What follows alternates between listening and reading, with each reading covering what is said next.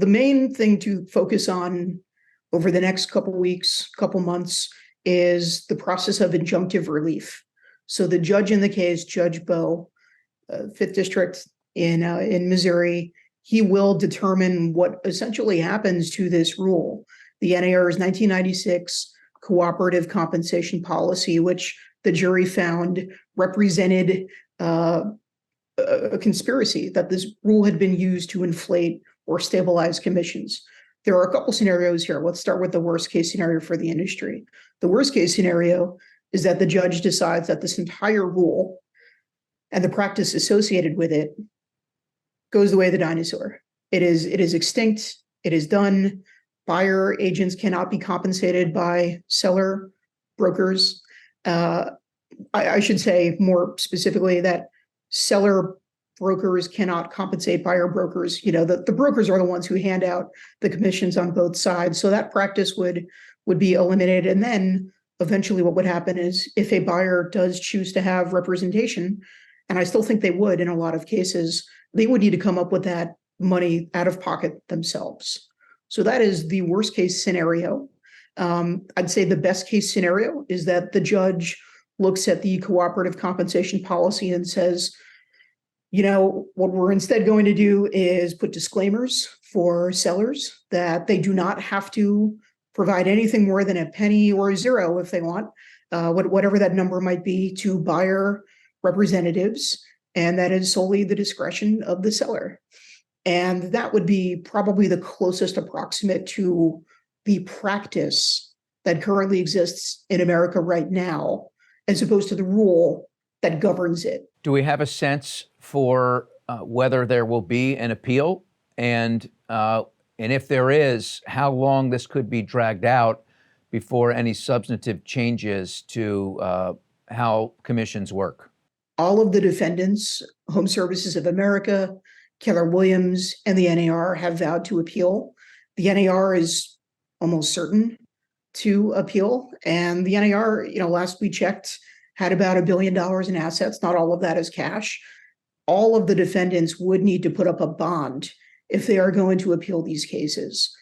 These cases, if they do go through the appeals process, will take probably a couple years, probably more than a couple years. I'd say it's likely 3, 4, maybe 5 years. Well, so if that happens and they get into that cycle of 3, 4, 5 years, is it status quo until then? Is there anything that can happen to temporarily change that dynamic pending the outcome of the appeals?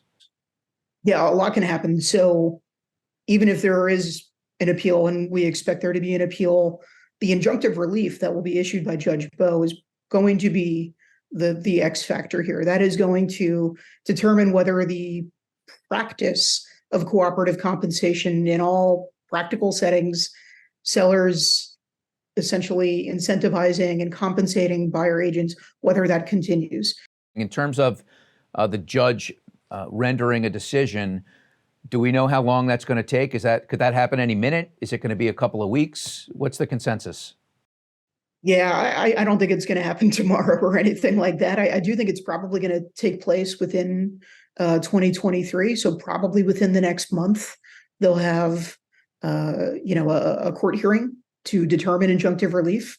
And that is going to be probably the most significant outcome, even from this case. Forgetting all the dollars and cents involved, the most significant action that could come out of this case is a judge who has wide latitude here. He can basically ban the practice nationally if he chooses to, or he can take a very light touch. But that is going to set the tone and the tenor for a lot of other cases and a lot of other potential litigation. There are going to be a lot of other copycat claims that are made. There are going to be a lot of other lawsuits. We only talked about Missouri, right?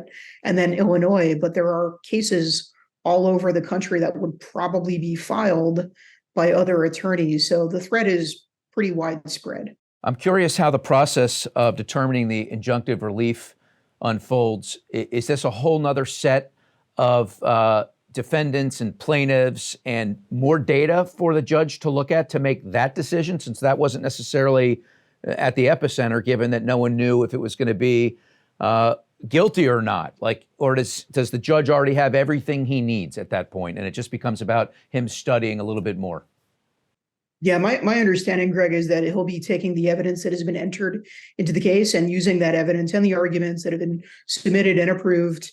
He will be making a determination, one, whether the monetary judgment remains what the jury said. He could change it, he could lower it, he could do a lot of things. In terms of the rule, as I said, he has wide latitude. He could do quite a bit with the rule, but it will be based on the evidence presented in the case. It will not be based on the looming threat of the Department of Justice or what could take place in Illinois next year with the other, I should say, one of the other commission cases. So they convinced the jury, clearly, that there was a conspiracy to inflate commissions. Did they convince you when it was all said and done? No, and here's the reason why. So we talk about this rule that came into effect in 1996, but we didn't talk as much about the practice, which came into effect in the late 1800s. Real estate agents on the sell side have been compensating buyer agents for well over 100 years, nearly 150 years, maybe even longer. The reason that there is this, in my opinion at least, why people believe that there is a conspiratorial element is because each of the stakeholders on the real estate side are individually incentivized to keep up a model that has created a very efficient marketplace. HousingWire.com is where folks can keep their finger on the pulse. What are they going to see when they go there? How often are you going to be updating these unfolding events? Yeah, we're producing about 4 to 5 stories covering every element. How is the title industry impacted? Is there evidence that buy-side agents do steer clients if the commissions are below market? We're doing data dives. We're looking at how LOs benefit. Why hasn't the mortgage industry spoken out about the loss in the Burnett case? We're looking at different tranches of the industry that are going to be more affected than others, especially that the low to middle income borrowers and buyers are going to be definitely the most affected by these judgments. So we're looking at every element. We're looking at the bonding process for appeals. Yeah, we're going to have a number of stories every day for the next couple of weeks. James Kleimann, managing editor of HousingWire. Cannot thank you enough. I know our audience appreciates it. I hope that you'll come back as this continues to unfold, and we're going to go directly to HousingWire.com to keep seeing what is happening in real time. Thanks so much. Thanks so much, Greg. I'm Greg Scher from NFM TV. Hope you've enjoyed this, and we will see you again soon.